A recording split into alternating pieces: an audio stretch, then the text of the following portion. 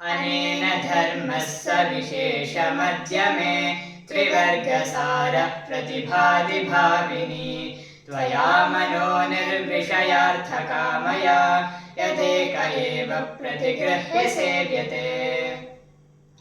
अन्वयः। हे भाविनी, अनेन धर्मः सविशेषम् अध्यामे त्रिवर्गसारः प्रतिभाति यत् मनोनिर्विषयार्थकामया त्वया एकः धर्मः एव प्रतिगृह्य सेव्यते। अर्थः। हे भाविनी, ಎಲೆ ಪ್ರಶಸ್ತವಾದ ಅಭಿಪ್ರಾಯವುಳ್ಳವಳೆ, ಅನೇನ ಈ ಕಾರಣದಿಂದ ಧರ್ಮವು ಸವಿಶೇಷಂ ಸಾತಿಶಯವಾಗಿ ಅದ್ಯ ಈಗ ಮೇ ನನಗೆ ತ್ರಿವರ್ಗಸಾರಃ ಧರ್ಮ ಅರ್ಥ ಕಾಮರೂಪವಾದ ತ್ರಿವರ್ಗದಲ್ಲಿ ಶ್ರೇಷ್ಠವಾದಾಗಿ ಪ್ರತಿಭಾತಿ ಶೋಭಿಸುತ್ತದೆ.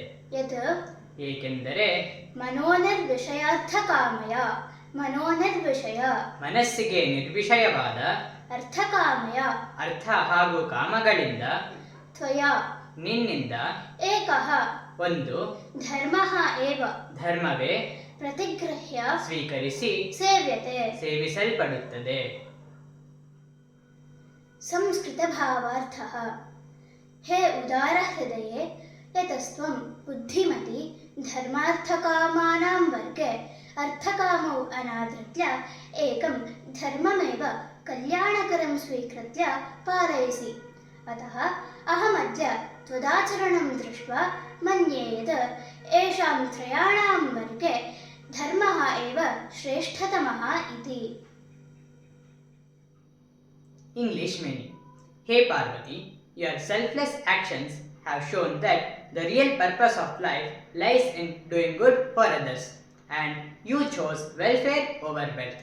This demonstrates that righteousness is more important than artha or kama. Kannada ತಾತ್ಪರ್ಯ. ವಿಚಾರವತಿಯಾದ ಪಾರ್ವತಿಯೇ, ತಂದೆಯ ಮನೆಯಲ್ಲಿ ಸುಲಭವಾಗಿದ್ದ ಅರ್ಥ ಹಾಗೂ ಕಾಮಗಳನ್ನು ಬಿಟ್ಟುಕೊಟ್ಟು ಧರ್ಮವೊಂದನ್ನೇ ಅವಲಂಬಿಸಿರುವ ನಿನ್ನನ್ನು ಕಂಡಾಗ ತ್ರಿವರ್ಗಸಾರದಲ್ಲಿ ಧರ್ಮವೇ ಶ್ರೇಷ್ಠ ಎನ್ನುವುದು ನನಗೀಗ ಸ್ಪಷ್ಟವಾಗಿದೆ. ವಿಗ್ರಹವಾಕ್ಯಂ. ತ್ರಿವರ್ಗಸಾರಃ ತ್ರಯಾಣಾಂ ವರ್ಗಃ ತ್ರಿವರ್ಗಃ ತ್ರಿವರ್ಗೇ ಸಾರಃ ತ್ರಿವರ್ಗಸಾರಃ. ಭಾವಿನಿ ಪ್ರಶಸ್ತಃ ಭಾವಃ ಅಸ್ಯಾಹ ಅಸ್ತಿ ಇತಿ ಭಾವಿನಿ ತತ್ಸಂಬುದ್ಧೌ ಭಾವಿನಿ. ಸವಿಶೇಷಂ ವಿಶೇಷೇಣ ಸಹಿತಂ ಯಥಾ ಸ್ಯಾತ್ ತಥಾ ಇತಿ ಸವಿಶೇಷಂ. ಮನೋನಿರ್ವಿಷಯಾರ್ಥಕಾಮಯ ನಿರ್ಗತಃ ವಿಷಯಃ ಯಾಭ್ಯಾಂ ತೌ ನಿರ್ವಿಷಯೌ ಮನಸಃ ನಿರ್ವಿಷಯೌ ಮನೋನಿರ್ವಿಷಯೌ ಅರ್ಥಶ್ಚ ಕಾಮಶ್ಚ ಅರ್ಥಕಾಮೌ ಮನೋನಿರ್ವಿಷಯೌ ಅರ್ಥಕಾಮೌ ಯಸ್ಯಾಹ ಸಾ ಮನೋನಿರ್ವಿಷಯಾರ್ಥಕಾಮ ತಯಾ ಮನೋನಿರ್ವಿಷಯಾರ್ಥಕಾಮಯ. ಪ್ರತಿಗೃಹ್ಯ. ಪ್ರತಿ ಇತ್ಯುಪಸರ್ಗಪೂರ್ವಕಾತ್ ಗ್ರಹ ಉಪಾದಾನೆ ಇತಿ ಧಾತೋಃ ಲ್ಯಬಂತಂ ಅವ್ಯಯಂ. ಧಾತುಃ ಸೇವ್ಯತೆ. ಸೇವ್ಯತೆ ಸೇವ್ಯೇತೆ ಸೇವ್ಯಂತೆ ಸೇವ್ಯಸೆ ಸೇವ್ಯೇಥೆ ಸೇವ್ಯಧ್ವೆ ಸೇವ್ಯೆ ಸೇವ್ಯಾವಹೆ ಸೇವ್ಯಾಮಹೆ. ಸೇವ್ಯಸೇವನೆ ಇತಿ ಧಾತೋಃ सकर्मकात् कर्मणि आत्मनेपदिनः लटि प्रथमपुरुषे एकवचने सेव्यते इति रूपम्. धातुः प्रतिभाति. प्रतिभाति प्रतिभातः प्रतिभान्ति प्रतिभासि प्रतिभातः प्रतिभाथा प्रतिभामि प्रतिभावः प्रतिभामः.